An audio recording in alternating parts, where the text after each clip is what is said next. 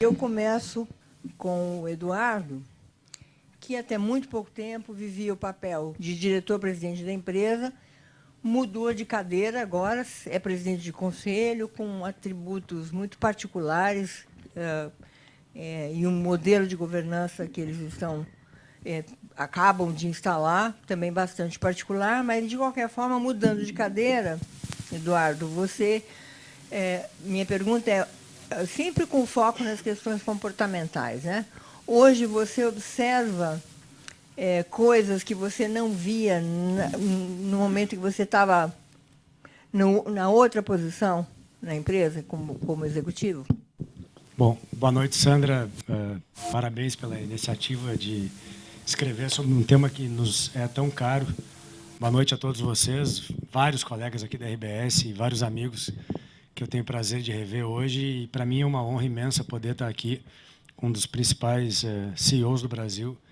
E pode saber que nele a gente tem muita inspiração no que a gente fez. A gente vai falar um pouco de tema de simplicidade, essa coisa toda. O Galok é um evangelista dessa visão. A gente, nessa montagem nova que a gente fez, usou muito da visão e dos conceitos do Galok. Mas deixa eu dizer para vocês, antes de responder diretamente o que a Sandra está perguntando, eu preciso dar uma contextualizada na nossa governança e aí sim explicar qual é a perspectiva diferente que eu posso ter hoje a partir dessa minha nova posição. Vocês todos conhecem, ou muitos de vocês conhecem a nossa família e a nossa empresa de origem, que é a RBS, e nós sempre tivemos um DNA muito empreendedor. E esse empreendedorismo sempre foi feito a partir do guarda-chuva da RBS, da empresa de mídia. Foi quando, há uns 6 anos atrás, nós, a partir de uma discussão no Conselho e na diretoria executiva, uma discussão combinada, nós definimos que, para poder perseguir essa estratégia de crescimento da melhor forma, da maneira que nós achávamos mais chances de nós termos sucesso, seria organizando esse empreendedorismo. E aí nós montamos efetivamente a figura do grupo, que significa o quê? Nós precisamos ter em cada um dos nossos negócios, e aqui, obviamente, nós somos mais reconhecidos, e não só aqui no Brasil todo, como uma empresa de mídia, mas ao longo dos últimos anos nós fizemos e construímos vários outros empreendimentos e que tomaram uma dimensão importante. E cada um desses investimentos e empreendimentos, mesmo a própria mídia, cada um deles tem as suas complexidades, tem as suas oportunidades, tem os seus desafios, tem os seus focos e tem a sua equipe. Então, nós resolvemos dar uma reorganizada na governança, se instituiu um conselho de acionistas onde os proprietários da empresa ficam lá e onde eles exercem seu papel.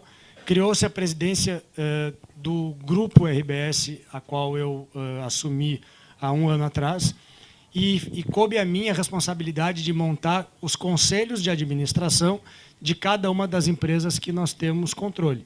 Então, o Conselho de Administração da RBS Mídias, que vocês conhecem bem, o Conselho de Administração da eBricks, que é a nossa empresa de investimento digital, dos nossos fundos de Venture Capital, do fundo de Private Equity, das empresas investidas que nós temos, com o objetivo de dar foco e que essas empresas tenham a sua melhor governança possível.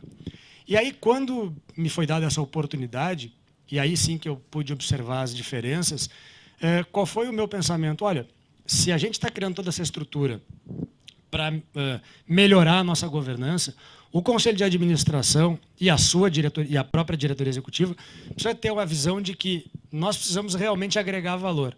Então, tem uma teoria muito importante, aliás, o tema de governança corporativa, para a gente, é algo muito importante. Assim, o meu avô, intuitivamente, talvez, contratou lá, 40 anos atrás, o professor Lodge.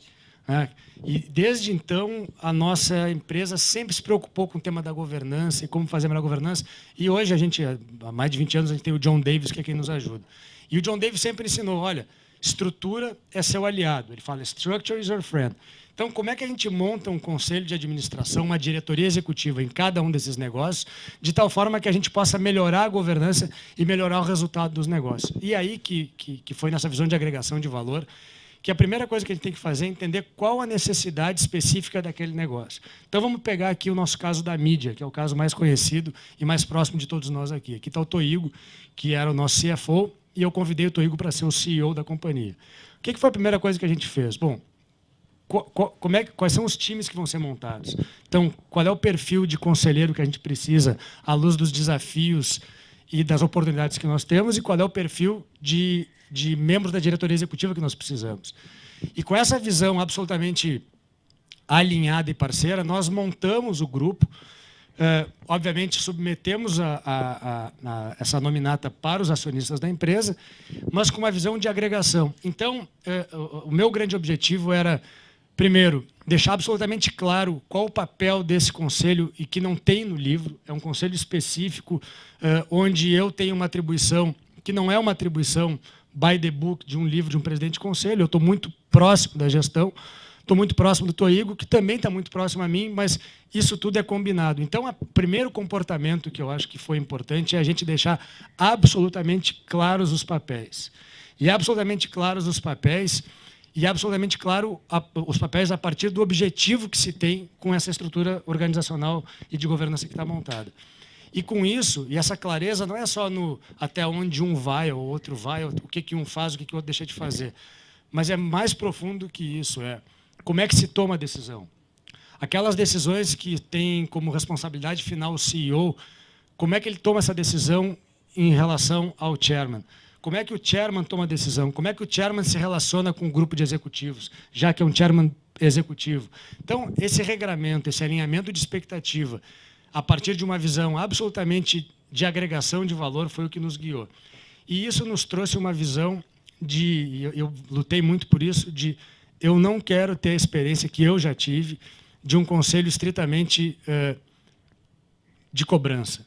Um conselho que, eventualmente, inibe a gestão, que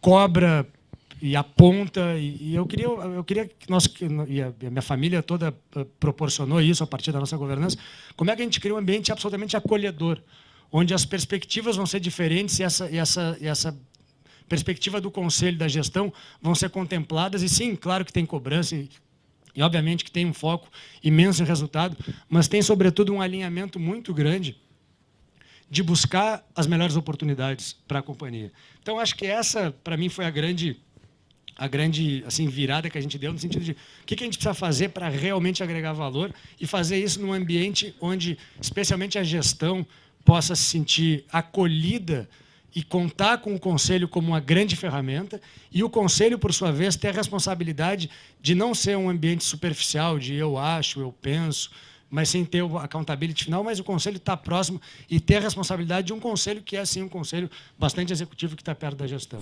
Numa frase, o que você observa agora que você não observava antes que você era o CEO? A importância do que não está escrito na governança. Ou seja, dos comportamentos e das emoções, do sentimento das pessoas que circundam essa governança. Do acionista ao conselho de administração, passando pela gestão, tem temas de absoluta relevância que não estão escritos e que têm que ser lidos. E o presidente do conselho é o link e tem a responsabilidade de fazer essa leitura que não está escrita preto no branco. A gente vai falar do presidente do conselho já, mas antes disso vamos falar de um CEO que também senta no conselho, que é o caso do Galó. E faz isso faz tempo, inclusive, né? Também, ainda de novo, com essa abordagem comportamental, como é que é ter esses dois chapéus sentados numa cadeira? como é que você vê e como é que você descreve os desafios, particularmente nesse aspecto comportamental? Bom, obrigado, Sandra, pelo convite. Eduardo, é um prazer. Boa noite a todos. Começaria lembrando que minha primeira experiência do conselho foi com você no Investidor Profissional. É verdade. Não vamos dizer quanto tempo atrás. Não vamos dizer quanto tempo, melhor não. Exatamente. Era uma empresa, Eduardo, que investia em a IP investia em empresa de internet na época, né? Então, a Sandra e eu fomos colegas lá nesse conselho. Bom, realmente eu tenho uma experiência bastante interessante, né? Porque eu já fui conselheiro de uma empresa familiar. Depois eu fui presidente do conselho e conselheiro de uma empresa subsidiária de uma multinacional. E, finalmente, agora, conselheiro de uma corporation, né? Então, eu acho que as coisas são mais fáceis com você do que comigo, viu? Porque eu tenho 4.800 patrões, certo? Então, realmente, é um pouquinho mais complexo. Mas, no fundo... a coisa é mais ou menos, enfim, a base é sempre a mesma, certo? A palavra se chama confiança, certo? E regras bem estabelecidas. Então, eu acho que as coisas funcionam. Né? A primeira coisa que tem que acontecer é o seguinte: eu acho que o conselho ele tem que conhecer o máximo possível da empresa, né? Porque isso vai facilitar o meu papel de conselheiro e CEO. Então, uma das coisas que a gente se preocupa muito é um processo de integração que passa por todas as áreas para conhecer assim profundamente o negócio.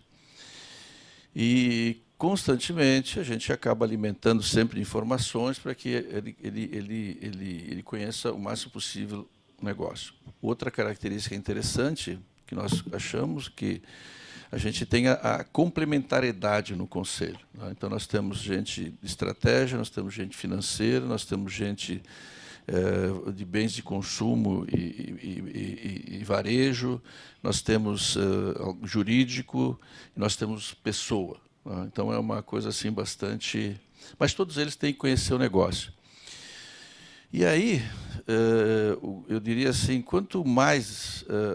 esse conselho conhece a empresa, e não é fácil você conhecer o negócio. Eu acho que, diria que para um conselho começar a entender uma companhia leva 2 anos, certo?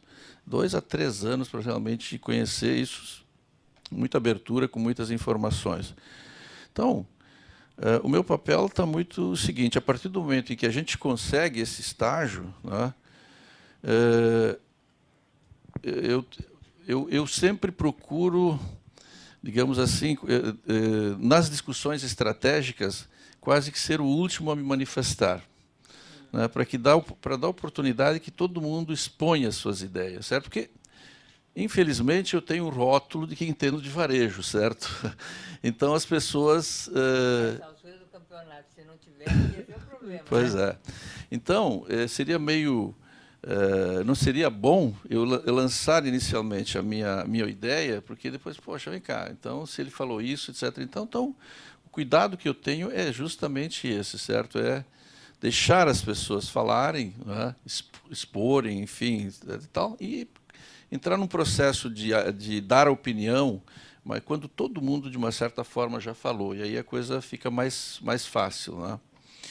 E acho que, sendo CEO, é interessante, porque muitas vezes você tem ideias, né, no conselho, que você fica, isso é aplicável, né? Isso faz sentido.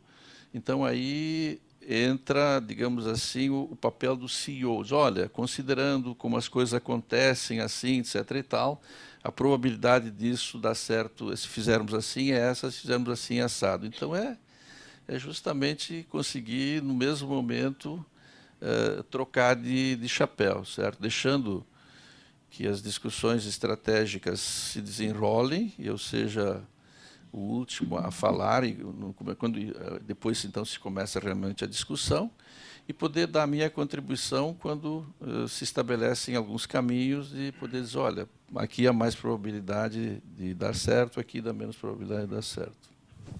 Você vê que antes de ler o livro, ele já fazia uma das coisas que estão sendo recomendadas no livro, exatamente para mitigar vários vieses possíveis, né? Um deles é justamente essa questão daquele que se conhece mais o assunto, ao se posicionar primeiro, ele pode inibir os demais e, portanto, talvez pessoas que não necessariamente conheçam, mas podem ter uma perspectiva diferenciada, inclusive que te faria refletir sobre alguma coisa que você não tinha pensado naquele ângulo, né? Exatamente. Então, bom saber que você já tá praticando tudo ali. Aliás, não poderíamos esperar diferente. Muito obrigado. Mas vamos falar do presidente de conselho, como eu tinha te dito, Eduardo, que eu tenho um capítulo inteiro dedicado a ele, né? Nesse contexto comportamental, como você vê que um presidente do conselho pode usar dessas habilidades, dessas competências comportamentais para liderar melhor o colegiado?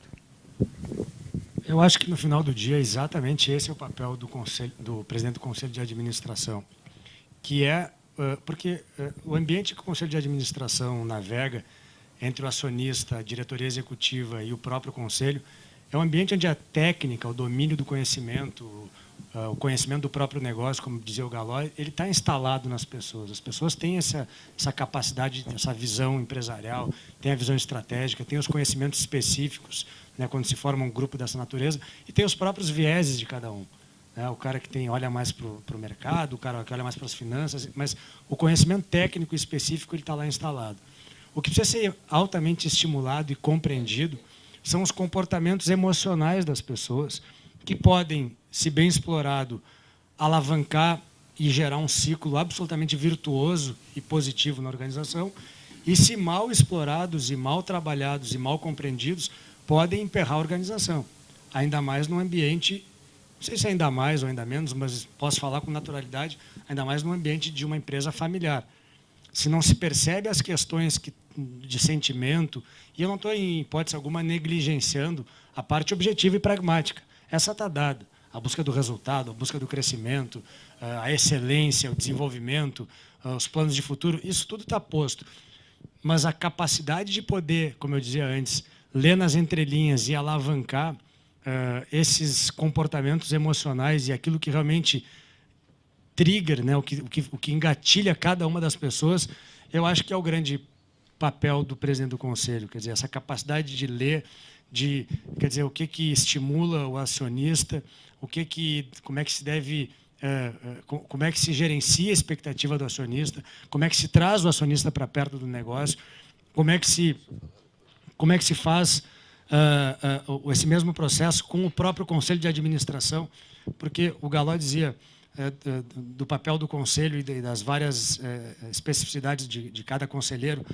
Na nossa visão, na minha visão, o conselho, e eu sou muito refratário e não sou muito fã daqueles conselhos que são o cara vai lá dar um conselho mesmo, sem muita responsabilidade e com um distanciamento muito grande da operação. Então, são boas ideias, mas absolutamente teóricas. Para mim, o conselho ele só faz sentido se ele tem aplicabilidade. Ele tem, sim, o papel de estimular, de esticar, de poder enxergar numa dimensão que não necessariamente a gestão que está lá no dia a dia está olhando, mas o conselho tem, sobretudo, a responsabilidade de pensar no ciclo seguinte daquilo que está se fazendo. E, para isso, tem que ter o conhecimento do negócio e tem que garantir que a aplicabilidade daquelas ideias que estão sendo discutidas é viável, que elas são viáveis, a sua implementação. Então, o presidente do conselho é um grande articulador. Ele traz a gestão para perto, ele garante esse commitment dos próprios membros do conselho e ele traz o acionista para perto, porque no final do dia o acionista tem que apostar e tem que acreditar no negócio. Agora, como é que se faz isso sem que um invada o espaço do outro? Porque é fundamental que as pessoas e os ambientes tenham as suas fronteiras, ao mesmo tempo todos sentindo parte do processo e remando na mesma direção. E aí que eu acho que é o papel do presidente do conselho. Então, mas isso, de novo, tem a questão técnica e objetiva de cada um e de cada um dos membros da diretoria, do conselho e do próprio acionista. E, no nosso caso ainda, o nosso acionista, todos os acionistas, ou quase todos, trabalharam no negócio. Então, eles têm um super conhecimento, entendem da dinâmica, não são pessoas distantes. Agora, o que, na minha visão, o que pode alavancar de forma mais positiva ou, eventualmente, até travar um processo de futuro de uma companhia é exatamente a capacidade de leitura desses comportamentos emocionais que estão por trás das pessoas. Galo queria comentar? Veja, um conselho, né, ele tem várias personalidades, né, tem os estratégicos, os mais estratégicos, tem os mais operacionais, tem os que fazem muitas perguntas operacionais, tem outros que não fazem perguntas. Então, o presidente ele tem que ser o grande maestro, não é? Digamos assim, da participação, de fazer com que todo mundo participe, mas que participe de uma forma contributiva. E a forma contributiva é muito mais a área estratégica do que a área operacional, né? E, além disso, acho que a parte mais delicada do presidente do Conselho é a questão do relacionamento com o corpo executivo, né? Eu gosto muito da expressão, eu não sei se está no seu livro, ou como eu li nesse fim de semana os 2 ou 3 materiais sobre governança, talvez esteja no seu livro. Eu gosto muito da expressão: o Conselho deve colocar o nariz, mas não deve colocar o dedo. Né? Então, isso para mim é uma expressãozinha tão pequena, certo? Que define o sucesso ou não. Se você tem um conselho isso não significa que o conselho não deva conhecer absolutamente todos os diretores, né? Nós usamos essa prática de exposição de todos os diretores, até um acompanhamento. Olha, nós descemos até muitas vezes a nível dos gerentes gerais, certo? Para que façam exposições ao conselho, nós temos até um controle. Opa, essa área aqui tem que se apresentar pelo menos 2 vezes e só se apresentou uma. Quer dizer, tem que expor, né? Tem que haver um conhecimento, até porque vai chegar no momento em que vai se falar do processo de sucessão, e sucessão, quando a gente fala sucessão, é a sucessão do CEO. Não é só a sucessão do CEO. A sucessão de um diretor, eu a vejo a nível de conselho. Então, ele tem que realmente ver esse conhecimento. E o conselho é uma figura pesada, né? Então, muitas vezes, você pode ter, a partir do momento de eu acho que o conselho deve fazer muito mais perguntas, né? A partir de uma colocação muito forte, ela pode ser entendida por um membro da diretoria como sendo quase que uma ordem. Não, é isso que o conselho quer, independentemente do que deveria ser ou do que deveria ser, da onde essa opinião vai se encaixar dentro da estratégia do grupo. Então, esse realmente o presidente do conselho tem que ter essa habilidade, não é, até onde do empowerment do management, certo? E até onde deve ir, até onde um vai e até o outro vai. Eu vejo muitas vezes conflitos nessa área. Nós vamos encerrar agora, mas eu queria que, numa frase, cada um de vocês fizesse uma sugestão, uma recomendação para quem está começando a navegar nesse mundo comportamental dos conselhos de administração e na vida das empresas, da diretoria, inclusive. Sem dúvida, transparência que gera confiança. E aí tudo funciona. Eu não tenho como inovar muito aqui, eu ia dizer exatamente isso. Transparência absoluta, gestão de expectativa, deixar claro o que se quer, o que se espera, o que se vai fazer, e confiança. Para mim, isso é chave. Eu agradeço muito a presença de vocês dois, agradeço a presença de vocês todos, e para aqueles que quiserem a assinatura do livro, a gente vai, em seguida, começar a assinar os livros. Muito obrigada a todos.